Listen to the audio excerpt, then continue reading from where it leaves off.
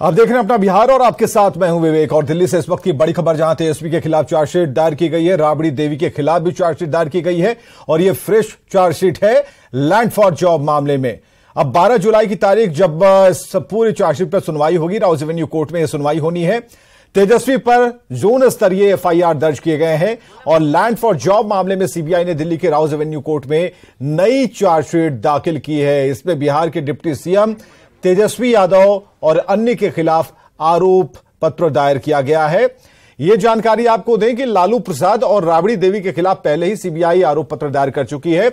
Rouse Avenue court 12 जुलाई को इस मामले की सुनवाई करेगा, जबकि सीबीआई की ओर से आज लैंड फॉर जॉब मामले में फ्रेश चार्जशीट दाखिल की गई है। और इस फ्रेश चार्जशीट में तेजस्वी यादव से संबंधित जोन स्तरीय एक और एफआईआर दर्ज की गई।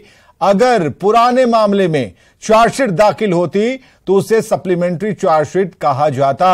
अधिक जानकारी दे रहे हमारे दिल्ली संवाददाता शंकर आनंद। केंद्रीय जांच एजेंसी सीबीआई के द्वारा एक बड़ी कार्रवाई को अंजाम देते हुए जमीन के बदले नौकरी देने का जो मामला था, उस मामले में अब राजनीतिक गलियारों में मामला काफी सुर्खियों में बनता हुआ नजर आ रहा है। चार्जशीट में तेजस्वी यादव का नाम भी शामिल है। तेजस्वी यादव जो बिहार में भी फिलहाल डिप्टी चीफ मिनिस्टर पद पे कार्यरत हैं। और जिस तरह से बाकायदा इस मामले की अगर बात करें तो इस मामले में जब तफ्तीश की गई तो तफ्तीश के दौरान में कई महत्वपूर्ण जानकारियां निकल के सामने आई और उसी के आधार पर जब तेजस्वी यादव से पूछताछ किया गया और इसके साथ साथ कई अन्य लोगों से पूछताछ किया गया तो उसी के आधार पर राउज एवेन्यू कोर्ट में दाखिल किया गया। हालांकि इस मामले पर जो चार्जशीट है, इस मामले पर जो संज्ञान लिया जाएगा वो 12 जुलाई को इस मामले पर कोर्ट की कार्रवाई होगी, उस दौरान इस मामले पर संज्ञान लिया जाएगा। लेकिन जिस तरह से इस मामले की बात करें, हालांकि मामला तो बेहद पुराना है। ये जो जमीन के बदले नौकरी देने का जो मामला है, ये उस वक्त का मामला है जब लालू प्रसाद यादव केंद्रीय मंत्री होते थे, उस वक्त का यह मामला है। लेकिन पिछले कुछ साल पहले यानी कि साल 2020 में इस मामले में सीबीआई के द्वारा एफआईआर रजिस्टर किया गया था और उसी मामले को आधार बनाते हुए बाद में ईडी के द्वारा भी मनी लॉन्ड्रिंग एक्ट के तहत इस मामले को दर्ज करके आगे की इन्वेस्टिगेशन की जा रही थी। लेकिन जिस तरह से इस मामले में तफ्तीश के दौरान में कई महत्वपूर्ण जानकारियां मिली, इस दौरान में तेजस्वी यादव समेत लालू परिवार से जुड़े हुए कई जो उनके सदस्य हैं बाकायदा, उनसे इस मामले में पूछताछ की गई। रेलवे विभाग से जुड़े हुए कई अधिकारियों से पूछताछ की गई, जिसके आधार पर सीबीआई ने इस मामले में पूरक आरोप पत्र जो है वो दाखिल कर दिया गया है। निश्चित तौर पर कहा जा सकता है आने वाले वक्त में इस मामले में कई लोगों की मुश्किलें बढ़ सकती हैं। वीडियो जर्नलिस्ट मनमोहन रावत के साथ शंकर आनंद, न्यूज 18 दिल्ली। चलिए, इस खबर के बाद रिएक्शन आने शुरू हो गए हैं पॉलिटिकल पार्टियों में। जिस राजनीति की बात हम कर रहे थे कि इस पर पॉलिटिक्स की बात होगी और आरोप प्रत्यारोप होंगे, एक एक कर सुनिए क्या रिएक्शन इस वक्त तक आए हैं। अरे भाई साहब, बोया पेड़ बबूल का तो आम कहां से पाए? हाँ, रेलवे में जमीन के बदले नौकरी आप लोगों ने दी, पैसा आप लोगों ने लिया, पूरी एक पेज की बुक लिस्ट रिलीज की थी जेडीयू ने कि किसको कितनी जमीन के बदले कौन सी नौकरी मिली। वो लोग भी जेल में हैं। और एविडेंस के साथ जब सीबीआई ने मामला फाइल कर दिया, चार्जशीट फाइल कर दिया, तो आप कहते हो कि भारतीय जनता पार्टी ने किया, मोदी जी ने किया। क्या समस्या है? माल कमाइए आप, भ्रष्टाचार कीजिए आप, घोटाला कीजिए आप, सीबीआई को एविडेंस मिल जाए, चार्जशीट फाइल हो तो दोषी हो गए मोदी जी। वाह वाह वाह। आप लोग का बस चले तो भगवान न करे अगर इस देश में बाढ़ आ जाए, जलप्रपात आ जाए, आंधी आ जाए, तूफान आ जाए, भूकंप आ जाए, कुछ भी हो जाए ना, तो उस सब बुरे काम के लिए मोदी जी को दोष दे दीजिएगा। लेकिन जो देश प्रगति कर रहा है, तरक्की कर रहा है, देश आगे बढ़ रहा है, भ्रष्टाचारी अंदर जा रहे हैं, घोटालेबाज जेल में जा रहे हैं, उसका श्रेय मोदी जी को क्यों नहीं देते हैं? ये सब विधवा विलाप करना छोड़िए, अपने कर्मों की सजा काट रहे हैं आप और कुछ नहीं है, ठीक है ना? कर्मों की सजा आगे भी पाते रहेंगे। देश में केंद्र सरकार के इशारे पर स्वायत्त संस्थाओं का किस तरह से दुरुपयोग सिर्फ विपक्ष के नेताओं के खिलाफ होता है, उनको डिमोरलाइज करने के लिए, यह देश की जनता अच्छे से देख रही है। मीडिया के माध्यम से खबरें मिल रही हैं कि लैंड फॉर जॉब केस में लालू प्रसाद यादव जी, राबड़ी देवी जी और तेजस्वी यादव जी के साथ अन्य लोगों पर आरोप गठित हुए हैं। क्या आरोप गठित हुए हैं, क्या इसके डिटेल्स हैं, सारी जानकारी सामने आने के बाद ही प्रतिक्रिया दे पाना उचित होगा। लैंड फॉर जॉब मामले में बिहार के उप मुख्यमंत्री तेजस्वी जी का नाम भारतीय जनता पार्टी ने घसीट दिया है, चार्जशीट में जोड़वाने का काम किया है, एजेंसियों का दुरुपयोग किया है। ये बात देश जानती है कि तेजस्वी प्रसाद यादव जी देश के रेल मंत्री नहीं थे, उन समय उनकी उम्र क्या थी। लेकिन तेजस्वी जी ने विपक्षी दल की बैठकों के पहले भी कहा था और बाद में भी कहा था कि भारतीय जनता पार्टी काफी घबराहट में है विपक्षी एकता को लेकर के, मेरा नाम घसीटा जा सकता है, और वही सामने खुल करके आया। जस करनी तस फल ही चाखा। लालू, राबड़ी जी, तेजस्वी यादव जी, ये सब पर लैंड फॉर जॉब के मामले में चार्जशीटेड ये लोग हो गए।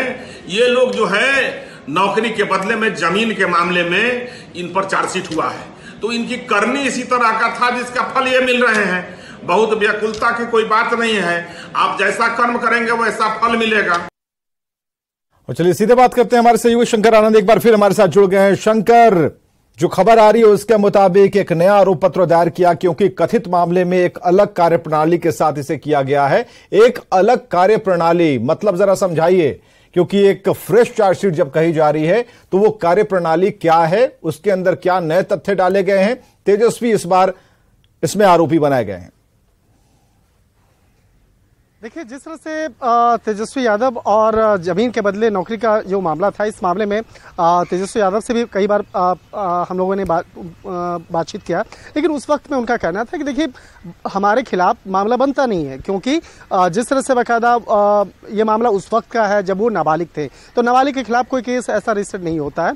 लेकिन जिस तरह से अब एक नया कहा जा सकता है इस मामले में इनपुट सामने आ रहा है कि ये चार्जशीट है, सप्लीमेंट्री चार्जशीट नहीं है, तो इसको अगर आप समझा जाए तो यानी कि कोई दूसरा एफआईआर में ये चार्जशीट फाइल किया गया और पहली बार चार्जशीट फाइल किया गया है, पहली बार चार्जशीट फाइल किया गया है। और इसी बात को ध्यान में रखते हुए एक पॉइंट को समझा जा सकता है कि इस चार्जशीट में तेजस्वी यादव, लालू प्रसाद यादव, राबड़ी देवी समेत कई अन्य जो आरोपी हैं उनको भी इस चार्जशीट में आरोपी बनाया गया है। तब यहाँ पे सवाल उठता है कि अरे लालू प्रसाद यादव, राबड़ी देवी, इनके खिलाफ तो पहले से ही चार्जशीट फाइल हो, तो ये कौन सा मामला है। तो निश्चित तौर पे जो हमारे सूत्र बता रहे हैं कि ये कोई नया एफआईआर है और उस नए एफआईआर में इन्वेस्टिगेशन किया गया और उसके बाद इसमें चार्जशीट फाइल किया गया है। और अगर नए एफआईआर में चार्जशीट किया गया है तो निश्चित तौर पे इस मामले में जो आरोपी होते हैं, आरोपी को इस मामले की जानकारी दी जाती है और उनको बताया जाता है कि आपके खिलाफ ऐसे मामले हैं और उसके बाद उनसे पूछताछ की जाती है। तो यहाँ पर तेजस्वी यादव से भी पूछताछ की जा चुकी है, लालू प्रसाद यादव से भी पूछताछ की जा चुकी है, राबड़ी देवी से पूछताछ की जा चुकी है, इसके साथ साथ उनके परिवार के कई सदस्यों से पूछताछ की जा चुकी है।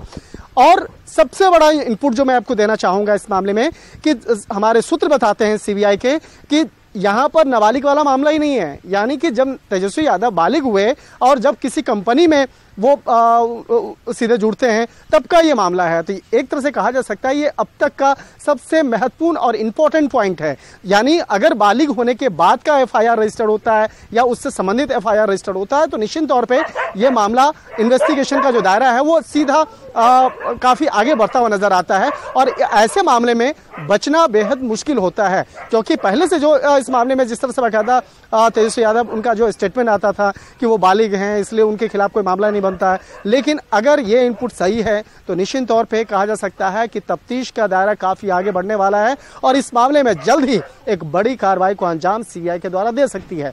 लेकिन अब यहाँ पे सवाल उठता है कि अब हाल फिलहाल में सीबीआई क्या करेगी। तो सीबीआई के द्वारा जो चार्जशीट फाइल किया गया है इस मामले में दिल्ली स्थित राउज एवेन्यू कोर्ट में 12 जुलाई को तेजस्वी यादव, लालू प्रसाद यादव, राबड़ी देवी समेत अन्य जो आरोपी हैं उनको सीबीआई के द्वारा औपचारिक तौर पर बताया जाएगा और बताया जाएगा कि आपके खिलाफ इस मामले में चार्जशीट फाइल किया गया है और आपको कोर्ट के सामने पेश होना जरूरी है। तो एक तरह से कह सकते हैं कि 12 जुलाई को इन तमाम आरोपियों को कोर्ट के सामने पेश होना होगा और खास तौर पर दिल्ली स्थित राउज एवेन्यू कोर्ट वहां पर पेशी होगी और उसके बाद उस दिन उनको बताया जाएगा कि एफआईआर नंबर कौन सा है जिस मामले में कार्रवाई हुई है।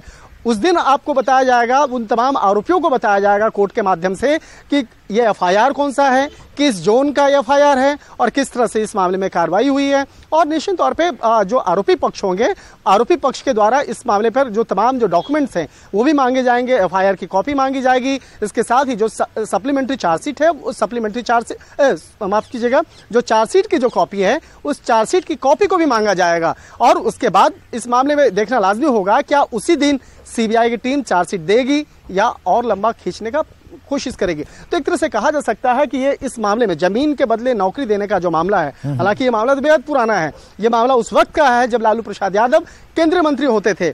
उस वक्त में जो जिस तरह से आरोप लगे, हालांकि ये एफआईआर जो सीबीआई के द्वारा रजिस्टर्ड किया गया था वो साल 2020 में रजिस्टर्ड किया गया था, और उस एफआईआर में तो चार्जशीट भी फाइल किया जा चुका है। उस मामले में याद होगा कि लालू प्रसाद यादव, मीसा भारती, राबड़ी देवी समेत कई अन्य जो आरोपी हैं उनकी कोर्ट में पेशी भी हुई है। लेकिन ये जो नया एफआईआर है जिसकी चर्चा हो रही है, जो हमारे सूत्र बता रहे हैं, तो इस मामले में और किस तरह से इन्वेस्टिगेशन हुआ है, किन किन लोगों का इन्वेस्टिगेशन हुआ है और किन किन लोगों को आरोपी बनाया गया है, ये देखना बेहद महत्वपूर्ण होगा। तो इसके लिए हमें 12 जुलाई का इंतजार करना होगा, जब इन तमाम आरोपियों को, जो भी आरोपी एफआईआर में हैं, उनको उनकी पेशी होगी और उनके खिलाफ तमाम आरोपों बहुत बहुत शुक्रिया सुनकर तमाम जानकारियों के लिए। तो